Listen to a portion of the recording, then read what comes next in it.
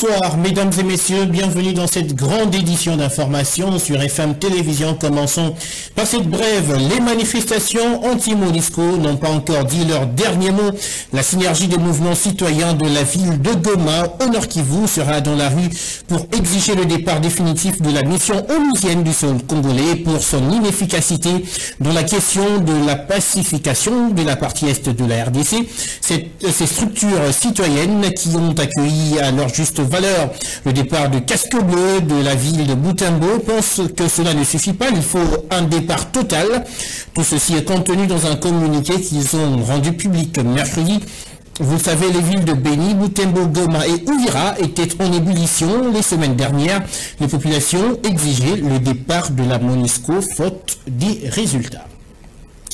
La situation sécuritaire dans l'Est de la RDC, il en était question sur la table de discussion mardi entre le président Tshisekedi et l'ancien chef de l'État du Nigeria, Obasanjo, à la Cité de l'Union africaine. L'homme sage nigérien s'était également entretenu avec le patron de l'UNC, Vital Kamerhe. Commentaire.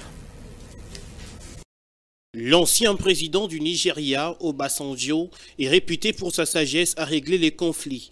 Il a été consulté quelques fois par les Nations Unies et l'Union africaine dans ce contexte. Connaissant parfaitement la situation sécuritaire très difficile que traverse la partie est de la RDC, Olusegun Obasanjo se dit prêt à puiser dans sa sagesse pour trouver une issue de sortie qui ne compromet pas la souveraineté du pays face à l'agression dont est victime la RDC de la part du Rwanda. Outre la question liée à la sécurité, le curseur était également placé sur l'agro-industrie en RDC.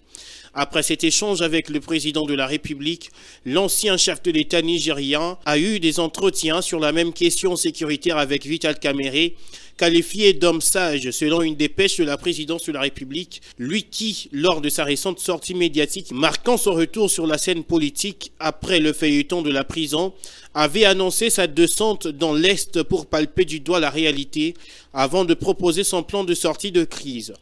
Pour rappel, l'ancien chef de l'État du Nigeria, qui a été désigné envoyé spécial en RDC par le secrétaire général de l'ONU, Ban Ki-moon, il y a 14 ans, en pleine crise sécuritaire du pays, avait réussi à trouver une convergence de vues entre les protagonistes. Tension entre la communauté Tekie et Yaka dans le territoire de Kwamouth. Le calme est de retour dans cette zone de la province du Mai-Ndombe. Mais quel est le bilan général à faire de cette situation? On parle d'au moins 28 morts. On en parle aussi avec notre confrère qui est en ligne avec nous depuis le Grand Bandundu. Bonsoir Patrick Matanga. Un calme précaire règne dans le théâtre des affrontements. Parlez-en nous Patrick. Ok, en fait, la situation est redevenue calme au territoire de Kwamouth après les tout derniers affrontements qui ont fait au moins 15 morts, plusieurs blessés et des maisons incendiées au village Masiakwa. Le calme a été constaté depuis le dimanche soir après l'arrivée de plus de 200 militaires dépêchés par le gouvernement central. Ce conflit a déjà fait au moins 28 morts du côté des Tekie en majorité et des Yaka en minorité. Un rapport rendu public le mardi par l'administrateur du territoire de Bolobo, toujours dans la province du Mai-Ndombe, après une réunion du comité local de sécurité, révèle que plus de 5000 personnes ont fui ces affrontements et ont été accueillies au territoire voisin de Bolobo. Il y a aussi d'autres qui sont à l'hôpital de Lediba, toujours à Bolobo, où 20 malades ont été reçus, parmi lesquels les enfants. Aussi, au moins, il y a 244 maisons ont été incendiées au territoire de Kwamouth. Donc, la situation des déplacés reste critique. Ils manquent à manger, les habits et ils n'ont où mettre leur tête. Donc, plusieurs d'ailleurs vivent dans des écoles, églises et des hôtels. Et puis d'autres qui sont dans des familles de leur connaissance. Mais Patrick, vous avez suivi ce dossier de près pour nous. Rappelez-nous la source du conflit. Nos téléspectateurs sont en tout cas nombreux à avoir posé cette question aujourd'hui sur nos différentes pages sur les réseaux sociaux. En fait, la source ou la cause de ce conflit était en fait au départ le désaccord sur les redevances coutumières, notamment sur la quantité de tribus à verser aux autorités locales tequées par les non-originaires qui sont donc les Yaka. Ensuite, les Yaka ont accusé les tequées de leur imposer le renouvellement après 5 ans des contrats de vente des espaces forestiers déjà acquis auprès des autorités locales. Et donc, c'est que les tequés ne reconnaissent pas et ils accusent à leur tour également les Yaka d'avoir installé des chefs coutumiers en remplacement des autochtones tequés dans certains villages en recourant bien sûr aux armes. Et récemment, il y a eu 3 militaires et 3 policiers qui ont été retrouvés morts et tués probablement par les assaillants qui récemment d'ailleurs ont égorgé le chef d'un village et son épouse, toujours dans le cadre de ces conflits entre Teke et Yaka. Merci beaucoup Patrick pour toutes ces précisions. Nous allons revenir à vous en cas de besoin. Parviendra-t-il à convaincre la justice? Apportera-t-il des preuves suffisantes sur les allégations? Y le sera-t-il? Ça pose. Ces questions trouveront peut-être réponse à partir du 5 septembre prochain. Jean-Marc Kabound sera face au juge de la Cour de cassation pour le début effectif du procès public en son encontre. Suivez. On peut parler avec précision de cette date après avoir consulté la citation à prévenu du procureur général près la Cour de cassation. Il s'agira donc de la première audience publique du député national Jean-Marc Kabound, poursuivi notamment pour outrage au président de la République. Le patron de l'Alliance pour le changement n'avait cessé d'exiger un procès public pour faire valoir toutes les preuves des allégations qu'il a avancées lors de sa conférence de presse du 18 juillet dernier, qui lui a valu la prison jusqu'à être assigné à résidence surveillée, malgré que l'ordonnance de la Cour de cassation y afférente souffre toujours d'application, car l'ancien premier vice-président de l'Assemblée nationale demeure détenu à la prison centrale de Makala. Lors de sa deuxième audition, Jean-Marc Kabound avait apporté devant le procureur général près la Cour de cassation 30% des preuves de ses affirmations, disait à FM Télévision un cadre de son parti avant que l'ancien président de l'UDPS Tshisekedi soit conduit à la prison centrale de Makala. Toutefois, des voix se sont toujours levées pour contester la procédure ayant abouti à l'incarcération de Jean-Marc Kabound, un député national de son État. On a refermé les rideaux du conclave éducationnel sur les états généraux des écoles conventionnées de l'ERC à l'église Mission Sacerdoce Rosal. Des décisions et recommandations musclées en ont découlé notamment sur l'instauration des cours de religion dans le programme scolaire et le partenariat gouvernement ERC. Reportage Richard Kabeya et Absalom Koubelana.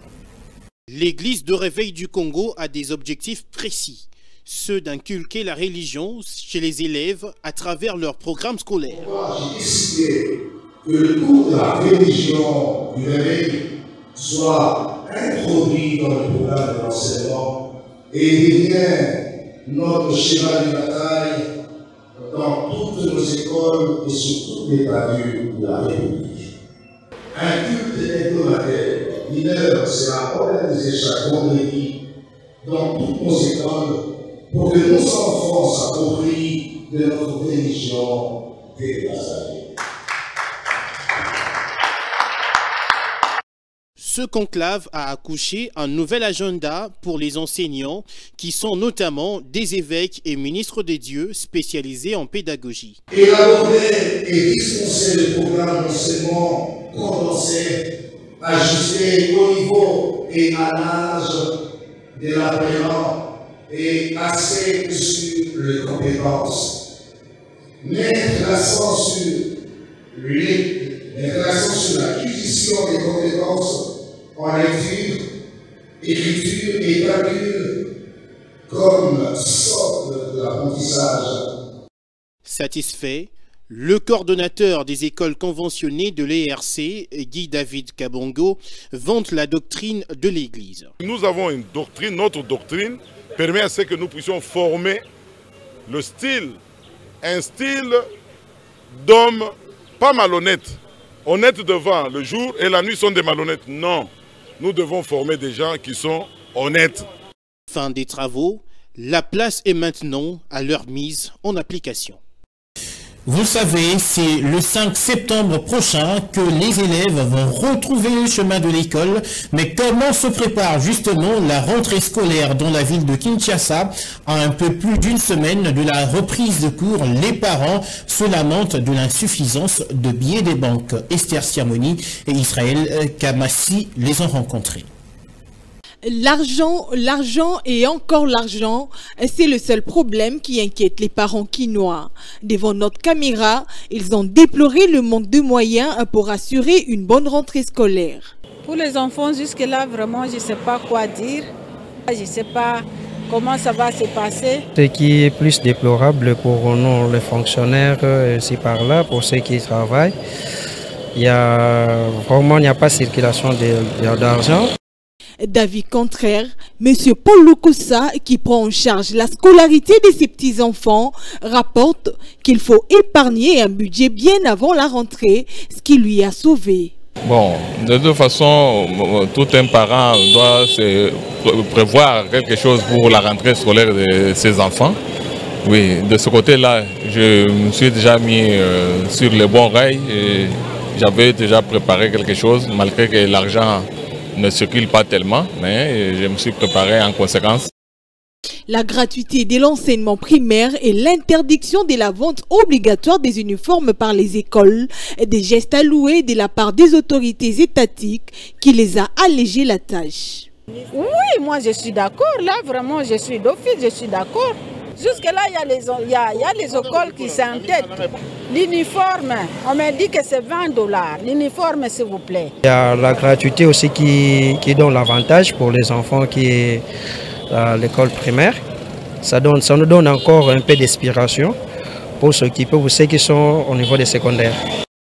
Bien que dans les inquiétudes, les parents disent n'avoir d'autre choix que celui de se battre pour envoyer les enfants à l'école dès ce 5 septembre.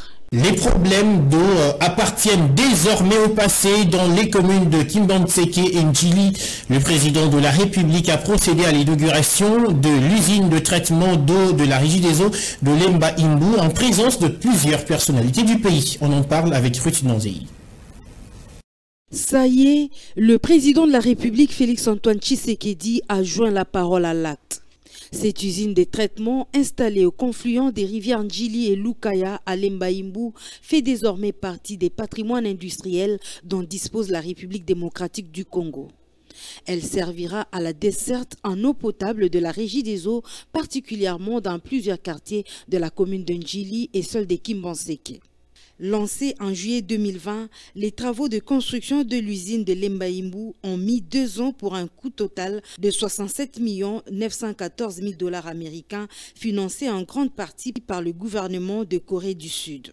Exécutés par la firme sud-coréenne Hyundai Engineering, les travaux ont consisté à la construction d'un ouvrage de génie civil de captage d'eau brute de 220 000 m3 par jour avec une première phase de 38 500 m3 par jour, la construction d'un réservoir semi-enterré d'une capacité de stockage de 10 000 m3 ainsi que la fourniture et la pose d'un linéaire total de canalisation de 30 km. Au terme des 2e et 3e phases, l'usine de Lemba Imbu va atteindre une production journalière de 200 000 m3, quantité suffisante pour alimenter plusieurs quartiers de la ville de Kinshasa. Avec la mise en fonctionnement des usines de Lemba Imbu et Ozone, rappelons que les circuits de traitement de l'usine de Lemba Imbu comprend les captages d'eau brute, les dessableurs, la station de pompage d'eau brute équipée de 3 groupes motopompes, la tour d'arrivée principale, les bassins de floculation et de décantation, les filtres ainsi que les stations pompage d'eau traitée.